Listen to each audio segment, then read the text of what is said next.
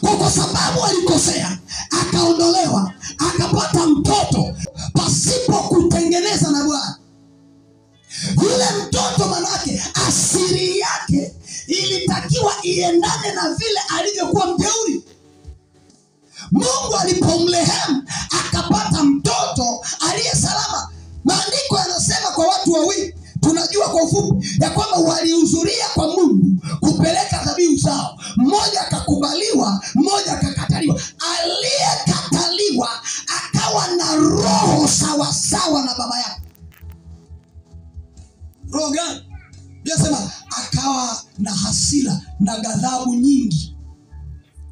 Akataka kumuua nani? Mdogo wake. Akataka kumuua nani? Mdogo wake.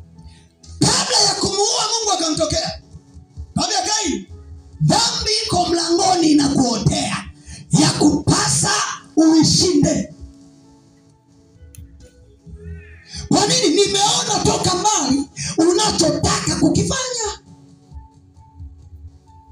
Akamwita mdogo wake, akaenda uwandani, akamwinukia, akamuua. Anarudi, Mungu anamwambia, damu ya ndugu yako inanililia. Anasemaje? Anasema, mimi sio mlinzi wa ndugu yangu. Mimi sio mlinzi wa ndugu yangu. Hapa ndipo tunapata siri. Nikasema kwenye lango la familia kuna watu wawili. Kuna watu wa Mungu kwenye lango la familia, kuna watu wa shetani hapo hapo kwenye lango la nini? Familia. Watu wa shetani siku zote wanapambana kuondoa kile cha Mungu, kukiua kile cha Mungu, ili watawale wenyewe, ili wafanikiwe, ili waendelee. Au katika ulimwengu huu wajayo watu wa shetani. Alipomuua Habili ndugu yake, maandiko yanasema uzao au watu wa kumwabudu Mungu walitoweka, walikuwa hawapo. Baadaye maandiko yanasema Mungu akamrehemu tena, akampatia mtu anaitwa Seti ili akave kwenye nafasi ya Habili.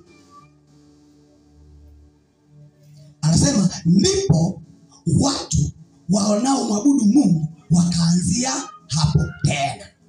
Maanake walikuwa hawapo. Maanake ulimwengu tayari ulikuwa una nguvu kubwa upande wa nani? Wa shetani, kwa sababu watu wanaomuinua Mungu hapa duniani hawapo. Nazungumza kwa habari ya uvamizi wa lango la familia.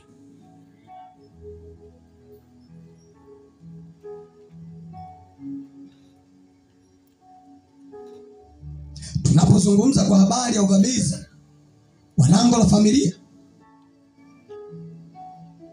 tunazungumza pia kwa habari ya lango la uzao.